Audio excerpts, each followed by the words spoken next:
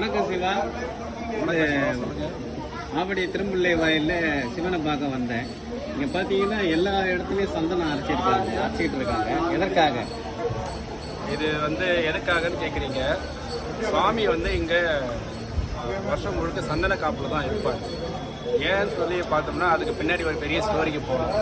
அது உங்களுக்கு வேணும்னா விளக்கமாக சொல்கிறேன். சுவாமி வருஷம் முழுக்க சந்தன காப்பு சாத்தி தான் வச்சுருப்பாங்க. அவரோட நிஜ ரூபம் யாருக்கும் தெரியாது எப்படி இருக்காங்க.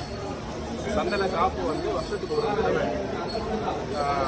ரிமூவ் பண்ணிட்டு அதை விளக்கிட்டு நிஜ ரூபத்தில் 2 நாள் மட்டும் தரிசனம் கிடைக்கும். சித்திரை சதய நட்சத்திரத்துக்கு மறுபடியும் புது சந்தனம் சாத்துவாங்க. அந்த புது சந்தனத்தை பக்தர்கள் அடியார்கள் அவங்கவுங்க விருப்பமாக இஷ்டப்பட்டு சுவாமிக்கு அன்பால் அரைச்சி கொடுக்குறாங்க. ஒரு வருஷம் முழுக்க அது சுவாமியோட திருமணியில் அந்த அரைச்சி கொடுத்த சந்தனம் சாத்துவாங்க. இது என்னைக்கு சாத்துவாங்க இந்த சந்தனம்? இது சித்திரை சதய நாளைக்கு விட்டு இன்னைக்கு மே 1, நாளைக்கு மே 2, 2 நாளும் நிஜ ரூப தரிசனத்தில் சுவாமி தரிசனம் கொடுக்குறாரு.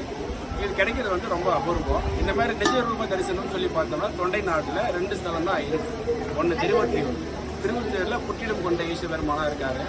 அங்கே பார்த்தீங்கன்னா கவசம் சாத்தி வச்சுருப்பாங்க, புனுகு சாத்தி இருப்பாங்க.